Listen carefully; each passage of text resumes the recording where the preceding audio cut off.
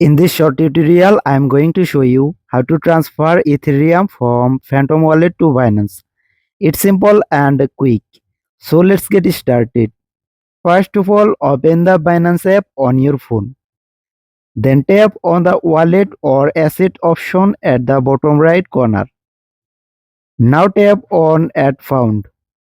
Then select crypto or on-chain deposit. Then search for ETH and select Ethereum. Then select network. For example, I select ERC20. Now tap to copy your deposit address and go back and open your Phantom wallet. Then tap on send. Now select to Ethereum. Paste the Binance deposit address you copied earlier. Then enter the amount of Ethereum you want to transfer. Then tap next.